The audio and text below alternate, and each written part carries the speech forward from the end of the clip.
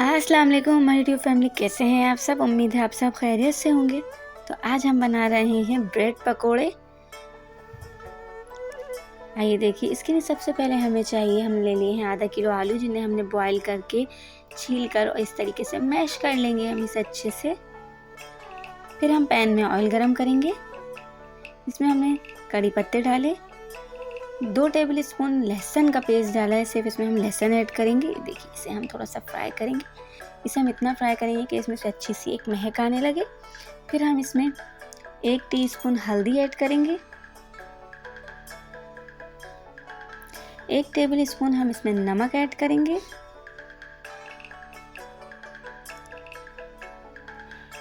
पिसा हुआ धनिया ऐड करेंगे हम इसमें 1 टेबल स्पून। इसे हम अच्छे से फ्राई करेंगे। अब हमने जो आलू मैश करके रखे थे वो हम इसमें ऐड करेंगे। हम इसमें 1 टेबल स्पून पिसी हुई लाल मिर्ची और थोड़ा सा इमली का पल्प भी ऐड करेंगे। इसे हम अच्छे से फ्राई कर लेंगे। अब हम इसकी कोटिंग तैयार करते हैं। कोटिंग तैयार करने के लिए हमने 2 कप बेसन लिया, उसमें हमने 1 टेबल स्पून पिसी हुई मिर्ची, 1 टेबल स्पून पिसा हुआ गरम मसाला, 1 टेबल स्पून चाट मसाला और 1 टीस्पून हमने इसमें नमक ऐड करा। नमक आप इसमें अपने टेस्ट के हिसाब से कम या ज़्यादा कर सकते हैं। इसे हम अच्छे से मिक्स करेंगे। इसमें हमने थोड़ी सी हींग ऐड करी है। हम इसे अच्छे से मिक्स करेंगे और इसका एक बैटर तैयार कर लेंगे।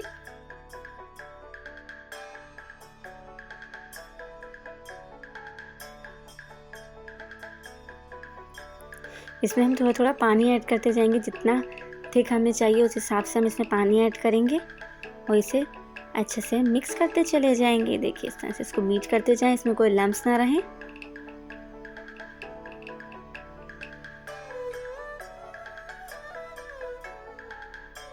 हमने इसमें थोड़ा सा हरा धनिया भी ऐड किया था, तो आप लोग भी इसमें थोड़ा हरा धनिया ज़रूर ऐड कीजिएगा, उससे भी फ्लेवर बहुत अच्छा आता है।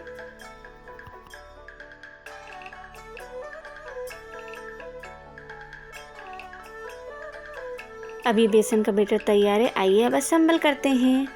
सबसे पहले हम ब्रेड लेंगे, ब्रेड के स्लाइसेस लेंगे। इसमें हमने एक एक स्लाइस चीज़ का ऐड करा है। फिर हम इसमें चिली गार्लिक सॉस लगाएंगे। चिली गार्लिक सॉस की जगह आप लहसुन की चटनी भी यूज़ कर सकते हैं। फिर हम इसमें आलू की जो फिलिंग तैयार की थी वो ऐड करेंगे और फिर ऊपर से ब्रेड का स्लाइस लगा कर इसे तैयार कर लेंगे। अब हम इसे जो हमने बेसन का बैटर तैयार करा था उसमें डिप कर करके, देखिए इस तरह से अच्छे से डिप करेंगे बेसन में और इसे फ्राई कर लेंगे। इसे हमें मीडियम फ्लेम पर फ्राई करना है।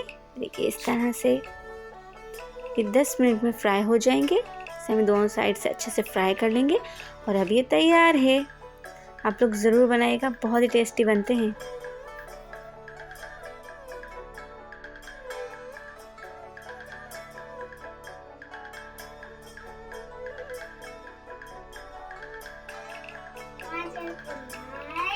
शेयर